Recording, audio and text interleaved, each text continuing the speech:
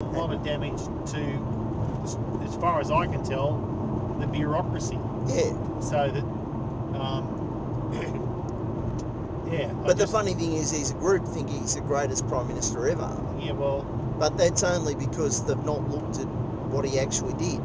So what they look at is when he left, he had a surplus, right? But he had a surplus because he sold off all the silverware, and he had a surplus because he deliberately underspent on a range of infrastructures and other things, and basically he robbed Peter to pay Paul. Yeah. And of course, then, you know, Labor, the usual thing, comes in and there's a global recession on.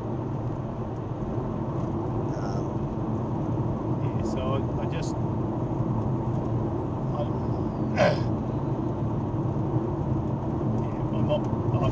I'm unimpressed. No, I am too.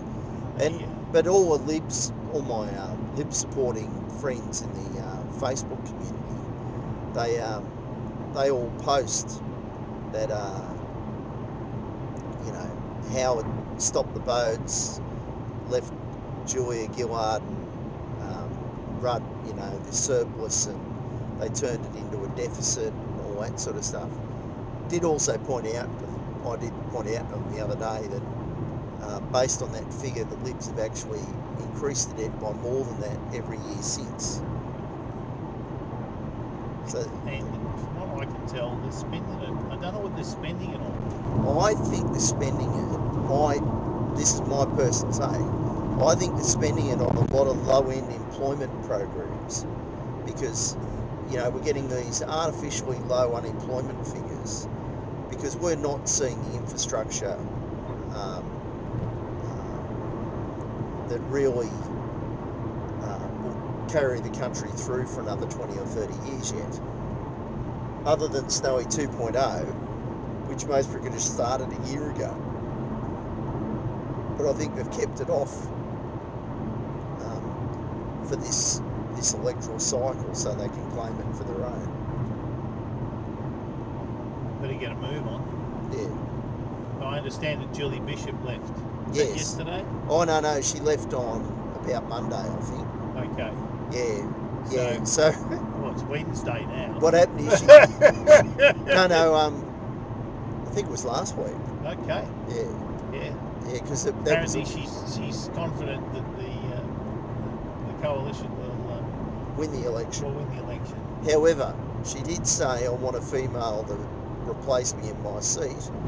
Yeah. And then they had 30 people in the pre-selection and picked a man. So they had one man and 4 women. They picked the man. Yeah.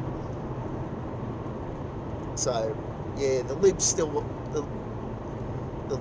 have a serious woman problem in Australia. I think the Libs have a serious problem with what the fuck is going on.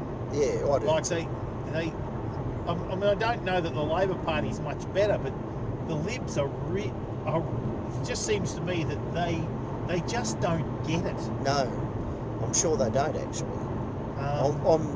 I'm really quite comfortable that they don't, Clyde. Yeah. Just look at the way they're bambling around at the moment. You know, like they really are. You know, this. I don't know if you heard about the Hello World scandal. So Matthias Cormann got free flights from Hello World a few weeks before they won a contract. No. Yeah. Okay. Then Joe Hockey had special meetings with Hello World in Washington DC as the ambassador, telling him what he wanted from the contract. However, he also owned 1 million shares in it, and the bloke who arranged the meeting said in his email, "Joe Hockey owes me." Right, which is why they got the meeting. So a lot of that sort of stuff that Labor are saying, this is why we need NICAC. Because just that email alone saying Joe Hockey owes me, right, and I'm holding a meeting at short notice about a contract that's yet to be done, means that, you know, there's a pretty good chance that Joe Hockey had his finger on the scales for a company that he owned $1 million worth of shares in. Well, it seems to me there's a lot of that going around there. Yeah. The article I read about the Anthony Murray, the